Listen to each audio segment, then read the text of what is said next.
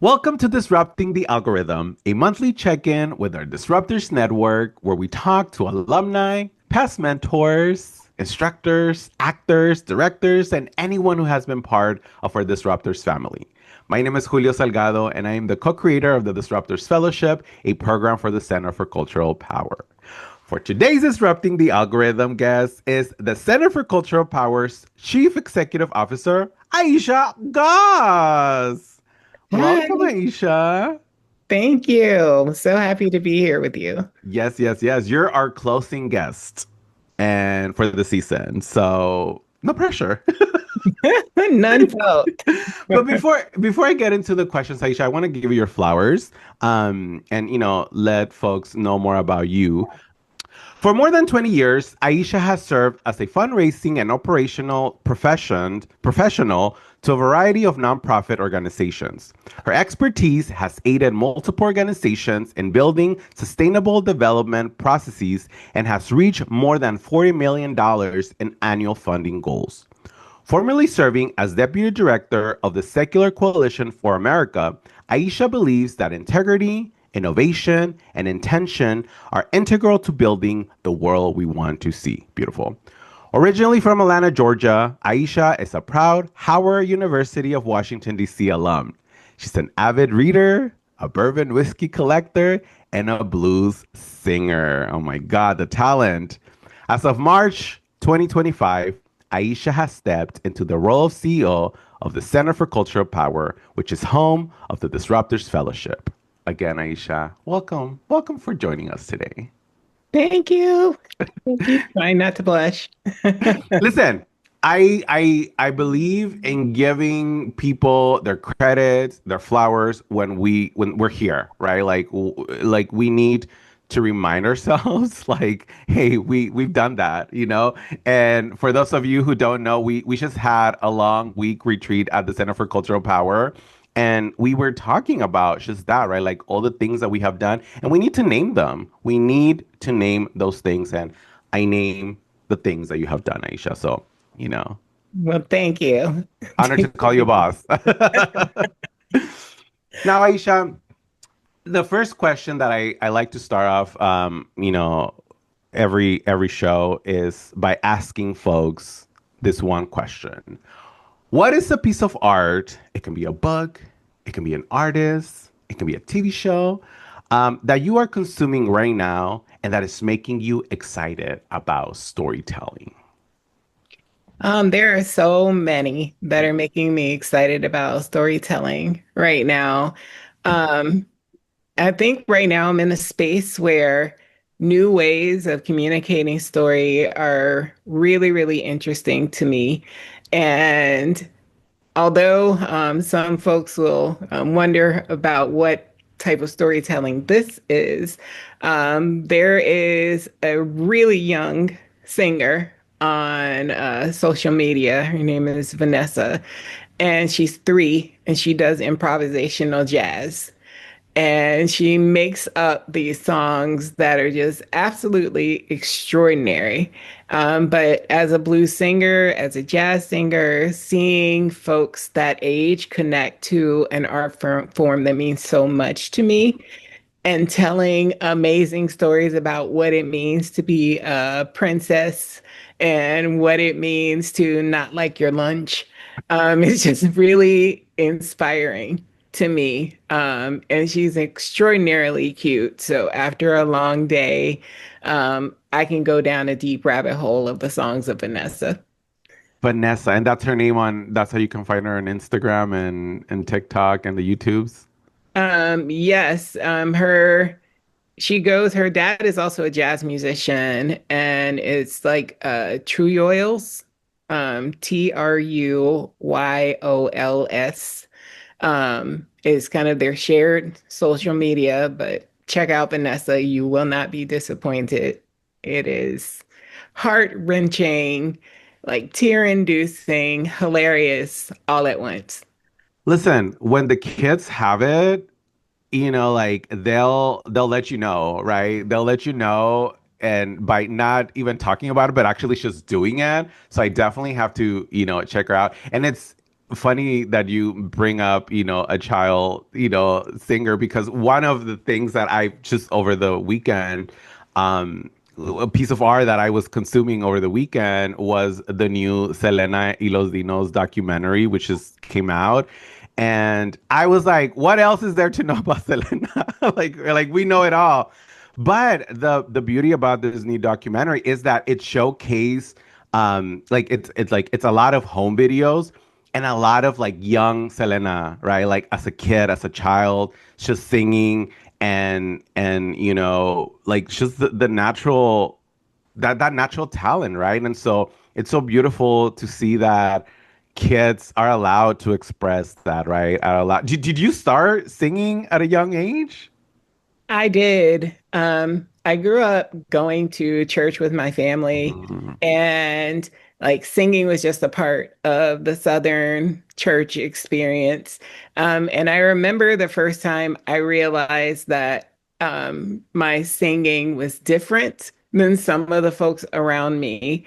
And I remember what that feeling of just pride and connection felt Mhm. like. And then I remember the first time my mom heard me sing outside of a choir situation. I wasn't a kid that sang around the house necessarily, um, because like my upbringing was one where we were really focused on academic Mhm. achievement. And we went to a park. And during that, it was like an after school program, and I sang an Anita Baker song. It was Caught Up in the Rapture. And the instructor was like, "Oh my gosh, you can sing." And she invited my mom, and my mom was just like, "Please don't embarrass us," because she had no idea that I could sing, none. And when I started to sing, like to see like her eyes like well up, and like when I finished, she's just like, "So why didn't you tell me? Why didn't you prepare me?" And I was just like, just bask in it, like like you birthed this beautifulness. And yeah, so that was kind of like my experience of coming into that. And after that, you could not shut me up. I was just singing for no reason and always making up songs. I still do that to this day for no reason. I listen.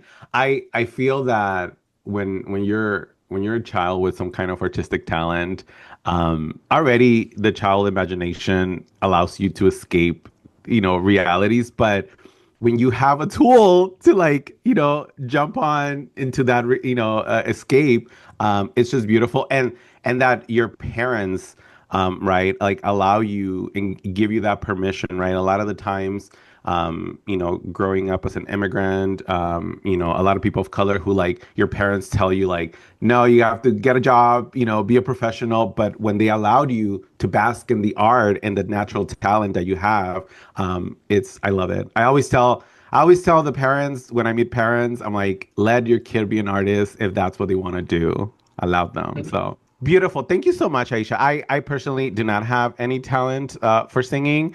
I was in a band in high school for 1 week as a singer, and then we broke up because I didn't have the talent. But I have mad respect for people who can go up on stage and sing. And I've heard you sing, Aisha. So the talent is there. Thank you so much. Okay, Aisha. On to our next question. You, as I mentioned, you're a closing guest for Disrupting the Algorithm season 1. For our last conversation of the season, I want to talk about looking towards the future and perhaps what surprised us about the recent past, which we'll call 2025. There are so many things right now that can be a little bit impossible, that can make it a little bit impossible to dream big. But as artists and storytellers, we have got to stay in that dreaming and visualization world. In your role as CEO for CCP, can you share with us what is something that you're dreaming of for the Disruptors Fellowship in 2026? So much. I think what's always been beautiful about Disruptors is that it not only challenges the imagination, but it shows the power of collective imagination. Um, the disruptors come from different places, different mediums. Some of them are sci-fi storytellers. Some of them are rom-com storytellers. Some folks are action adventure, the next Jack Reacher with a trans character writers. And they're really pulled into a collective experience. But I think because of how difficult the Hollywood system has been for a number of people, the ecosystem can come together as a place of support. They can be there for each other, but Hollywood has created a barrier. So when I dream about what's next for disruptors, I think about where can we go that belongs to us. Hmm. Where are the places that are the result of other types of marginalized dreaming? Where are the platforms where there is dynamic storytelling happening and distribution happening? So perhaps we are able to help our disruptors reimagine the goalpost. Maybe a streamer is not the end of the line in a Netflix kind of Hulu type of way. Perhaps um, network television like NBC, ABC isn't the goal. Perhaps the goalpost is the storytelling that will actually reach communities. And we empowered those platforms. So I'm looking into places to partner, ways to partner, where we can go from a stage reading for our disruptors at the end of the fellowship into a screen, Hmm. whether that's a tablet screen, a laptop screen, a phone screen, and there is a place where other folks can continue to tap into the storytelling that happens in the Disruptors Fellowship. I will say from the screen readings that I have, the stage readings that I have attended for Disruptors, there are still stories where I am just thinking like, okay, so what happened? Was it love? Like, what happened on that planet? The stories have stuck with me. And if we had a way to bring new stories, but also those stories that we've already seen on a screen, on a stage, onto a screen, um, I think it would provide a new and dynamic experience for our disruptors. And so, that's what I'm dreaming. Kind of a fellowship for our disruptors alumni to do the next step, a production of their ideas, and where we continue to also fuel the pipeline for new disruptors to come into the ecosystem. Ladies and gentlemen, my boss, who I get to dream with. Excuse me. I think that is so important, Aisha, that you mentioned bringing the alumni, right? I think a lot of fellowships, we've all been part of programs where like the help is great, but then it comes to an end and then that's it, right? Like I think and I don't just think, I hear from alumni is like, oh, I get to come back and be in community, right? Like, and that is the I think that is our secret sauce, right? Like the fact that we continue to say, come back, like we're not done, to be continued, and so the fact that you make that connection, like at the end of the every fellowship, we kind of have like a 10-minute showcase, but there's more, right? And so and that in essence, it's kind of like what guides us to dream, like the continuation. It shouldn't just be a one-time thing. So I am so happy and excited about 2026. I know people have been asking so many questions about when we're coming back, but y'all believe, that aside from the money part, we are really thinking through about the ways to come back in a way that, it is of service to the artist. And in a because we love what we do. We love what we do, but the barriers do make it hard. But I'm so happy and thank you for sharing that dream when it comes to disruptors. Now, what about in your personal life? Like, what is something that you're dreaming about for the future? And it could be, like from like as an artist, as a professional. Like, what do you see for yourself in 2026? This time, I've been the CEO for the Center for Cultural Power for about 8.5 months. And in this 8.5 months, it has been a rapid education Hmm. around what is possible, where we can go as an organization. So for 2026, I am dreaming that everything I learned will find a place in this organization, but also in this ecosystem of cultural strategists. Hmm. Um, I have had the opportunity to meet some amazing people, and we're going into 2026, which is the 250th anniversary of this iteration of the United States, where the World Cup is going to be in North America, where there's a midterm election coming, where we are seeing conversations about Netflix buying Warner Brothers. Like we are coming into a space in 2026 that will not happen again for a very long time. And so I am dreaming that we use 2026 as an organization, but as artists to tell stories that redefine freedom in this country, that redefine what it means to be a patriot in this country, what it means to let your voice be heard in this country. Um, so much of the legacy of social Hmm. activism that we stand on were born in the most difficult times. Um, we don't tell stories of activism from folks like Rosa Parks when she could ride whatever bus she wanted. Hmm. We don't tell stories of activism for queer communities when the AIDS crisis was being treated with access to healthcare. We tell stories about how art and culture and activism made changes during the most Yeah. difficult times. And I dream that we tap into that power, that we tell the stories, even if we think no one wants to hear them, because that's when people need to hear them the most. I am so inspired by how the world, not just the US, has really started to stand up against authoritarianism.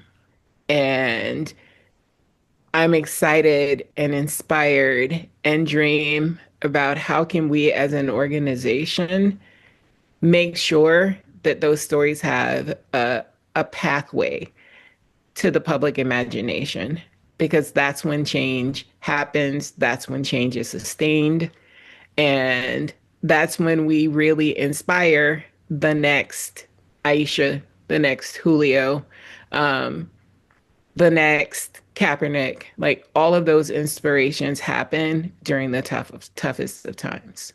And hearing you speak, Aisha, dreaming is not an option. Like, we have to. There are people in power actively making change in policy to erase all that dreaming that has come to fruition through art. And it is important, it is our duty as artists to make sure that we don't let those powers that be exhaust us. And like the one thing that as artists we can do is like dream. Like, don't let that get taken away by the current loud voices that are in power. And so thank you so much, Aisha, for mentioning that. um Many conversations have been had this year and in years past about how culture can be used as a powerful tool to talk about issues affecting our communities. But what is a conversation about culture that didn't happen enough in 2025? Um, this might be an unpopular opinion, and Go for it. I'm all about a hot take. But I think some of the conversations that did not happen, not just in 2025, but in 2020, in 2022, 2023, there are conversations that did not happen about how culture brings people together. Mm, I think that we reached a place in social justice and in the world in general where issue areas were siloed, where climate folks didn't talk to immigration folks, where reproductive justice folks didn't speak to racial justice folks in a way of we rise together hmm and we fall and stall together. And when it comes to culture, and with what you just said, you're talking about people that are actively pushing against the outcomes that were so hard fought for us. That was their dream. hmm They were dreaming too. And their dreaming helped them remove some of the barriers between them. And they acted collectively to put us in this moment that we're in now. And we didn't dream in the same way. We dreamed of climate success. We dreamed of reproductive success, but we didn't dream as a group together. And I think that is where I am really leaning as a leader of this organization, but also as a person. How do we build those bridges? How do we sustain those bridges? How do we take our personal passion areas and lend our expertise to a beautiful tapestry of dissent that says we are together? Our fights are connected. Our liberation is connected. Yeah. And if we are using culture to do so, then we can tell dynamic stories about how reproductive justice and climate are connected. We can, through a song or a poem, talk about how gentrification and health access are impacting our communities. It does not have to be one or the other. And I think those are the conversations that we did not have because we were seeing incremental change. And that's what made our incremental change non-sustainable. Um, and I know, I've had this conversation quite a bit, and I've seen a lot of blank faces with folks like I want to work, I want to be on this path with you, but maybe I have a difference of opinion, and that dissent is good. Yeah. Let's talk about it. Let's talk it out. Like challenge is good for our movements, for culture, for storytelling. In every single creative process, there is a point where you get feedback and you refine what you're putting out into the world based on the feedback that you get. And so we shouldn't fear that feedback. We shouldn't fear that dissent. It does not dilute our passion, it strengthens everything that we're doing. And so I think those are the conversations we did not have. But those are the conversations that we should not and cannot avoid going forward. I agree. And I mean, and even talking to people that we don't agree with. And and this is where like I think art, comes in handy to dream about these things. Like I'm thinking about one of our fellows, another Fillo, who was a fellow for 2024, and she wrote in Latino MAGA folks into her writing, right? Like, I think it's important to acknowledge that part of our communities, right? Because we think, as you mentioned, like we think about the wins and we think about the things that we want, but like let's think about the complexities of even within ourselves and within our communities, right? Like we think of like that person in power is the enemy. It's like, yeah, but let's talk about the complexities within ourselves and the disagreements that we currently have. And I think again, art is a way to tell that story, right? And so, yeah, I think it's extremely important to like the nuances of this fight. What would you say are the biggest lessons you learn this year that you're taking into 2026? Let's start with the good lessons. What were some good lessons that you're taking into 2026? Um, I think one of my favorite lessons from 2025 is that everything is possible. Um, we have in this year um, dealt with a lot. Mm-hmm. I think, you will remember, and I think we can all think about how we felt in January when there's this onslaught of executive orders, and we were seeing kind of the world around us become paralyzed with overwhelm because they did not know what to do. They did not know what was next. And I think this year I have seen the impossible be not only possible, but probable. Where storytelling through posters, through songs, through protest, um, fought through fear, where partners have found ways with much smaller budgets, with much smaller staff to make a deep impact. And where artists have stood up to tell amazing stories in a way that reminds us all that nothing is impossible. Um, Everything can be done um, if we want change more than the fear that is sometimes paralyzing for us.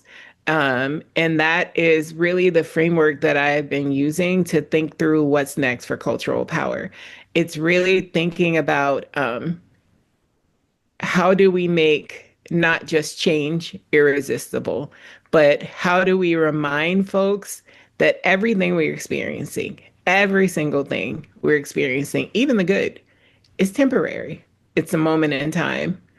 Um, at a previous job, I worked with a writer who would say, if anything in the course of history had changed, a leaf falling, a rock being thrown, if anything had changed in the course of history, you would not be here. And when you think about how his words were exquisitely improbable, how exquisitely improbable everything that we go through is, it makes everything a collection of little miracles. And that's that reminder that has really fueled me through 2025 is me being here is impossible. Mm-hmm. Like you being here is impossible. Our dogs are impossible. So there's no person, system, or government that will make me believe that change isn't possible. And it's important to remember that, right? Like I think, this year I got my green card and it's a big celebration, but I think about the people who were not able to do that, but that made it possible for me. The quiet pain that led for me to get here, right? And so yeah, like dreaming the impossible. I thank you for that reminder. What are some things that you're leaving behind? I want to. I asked the question. What are some lessons that you're bringing, bad lessons perhaps that you learned in 2025 that you bring in 2026? But what are you leaving behind in 2025? Um, I like the term that a facilitator gave us a couple years ago when it came to feedback, composting. There are definitely some things that I am composting and leaving in the soil so that new things can grow. Um, I think one of the things that I am leaving in the past is assumption. Mm, There are things that, we have, it's like, oh, I've done that a couple times, so I know that this will not work. No, you don't. I am leaving that habit of assumption, believing that I know things that are not yet in evidence. I'm an Aquarius through and through, so I do have some know-it-all tendencies. And but trying to leave as much of that in the past as I can is something I'm actively working on as a person and as a professional. But I think one of the things that I'm leaving in the past for cultural power is um, we have to. Hmm. Um, there that belief that this program is something that we've always done, so we have to do it.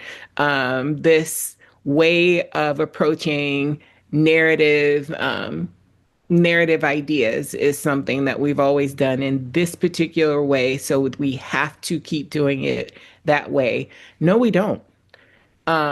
Culture has changed dramatically since we were started as Culture Strike in 2011. The world is not the same. So anything that we have done and refined over the last, decade and a half as an organization, we need to continue to look at. Yeah. Culture is evolving. Culture never stays static. And so our ideas cannot stay static. So really coming into this job, the first thought is, okay, what do we have to keep doing? We will continue to have disruptors, but disruptors 5 years from now will have evolved into the newest, most shiny, most beautiful, most empowering iteration of disruptors because we don't have to do it the same way we've always done it. Yeah. What's important are the artists that we're amplifying. What's important is the stories that are finding their way to willing and happy ears. What's important is that Disruptors continues to be a growing ecosystem of beautifully talented, gifted, and inspiring people. But we owe them a new look, Mhm. and we will always give that to them. 100%. And, just as we're coming to an end to this beautiful conversation, Aisha, just for folks who are, making it through the end of this conversation, know that that is a big guiding line in the evolution of disruptors, right? As Aisha mentioned, we need to evolve, right? Like the way that disruptors started, really in 2019, when we started dreaming of what disruptors could look like, we were living in a different world. We were living in a pre-COVID world, right? Yeah. 2025, it's a whole different world. And what excites me the most, Aisha, too, is that the people that have been with us, as either an actor or has been an alumni, they are ready for that. They're like, how are we going to, keep up with the times, right? And so like that makes me know that, oh, they're coming with us with the change, right? And so like I think that that says a lot about the community that we have built, and the folks that have been part of this program, and you, Aisha, have been also a huge part of this program.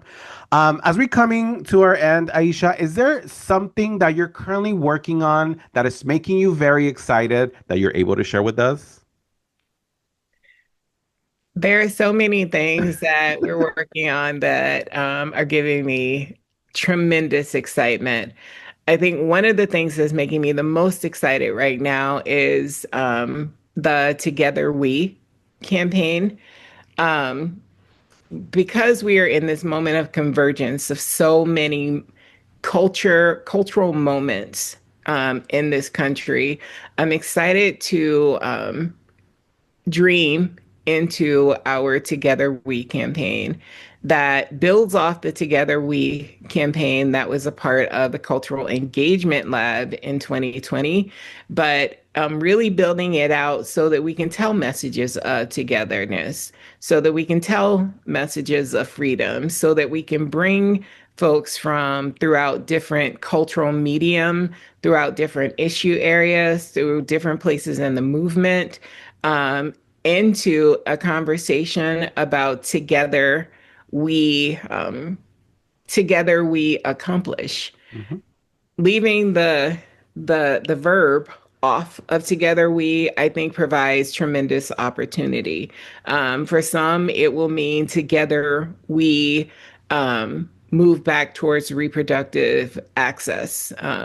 For some, it will mean together we address climate change. For some, it will mean together we support Indigenous culture bearers. But it brings us together to have those conversations in a year that will not come again for a very long time so that we can together not just think about 250 for as an anniversary for this imperfect but still here country, but into the next 250 and the next 200, 250,000. We can dream big, tell big stories, and we can also seed collaborations that really lean into that togetherness. This year, we did our first global event in Brazil and brought together more than 80 artists from around the globe. And seeing the collaborations that have come from that global convening, looking forward to our next global convening, thinking about the narrative frameworks that we were able to build this year. We are in a perfect moment for togetherness, a perfect moment for collaboration. And we can really do some field defining, sector defining, and times defining work right now. And I'm so excited that like I think about it even when I'm going through my expense report. And it's like this is all worth it because of the type of work we can do. Um, and yeah, y'all are going to be sick of me Oh, talking about it. listen, we couldn't have ended more perfectly. We can't do this work alone, y'all. Like, truly, everybody needs to be in it, and everybody has a role in it, right? Like, there's a role for everyone in this work that we do. And so, thank you so much for just sharing, your knowledge. And Aisha, I cannot imagine having to lead an organization during this year was an easy task, but thank you so much for doing that. And if folks want to reach out to you, where can they find you on the socials if you want to share? So on Instagram, I am Aisha in the Arts. That's Aisha in the Arts, all one word. And you can also connect with the Center for Cultural Power, of course, at Culture Strike and at our C4 affiliated organization at Engagement Lab, all on Instagram. And I look forward to connecting with folks. Yes, yes, yes. And you can find me at Julio Salgado 83. Aisha, thank you so much for being here today and being our closing guest of the season. Please share this video with everyone and subscribe to our Center for Cultural Power YouTube page at the Culture Strike to see this and other videos from our organization. Goodbye, 2025, and see you in 2026. Goodbye.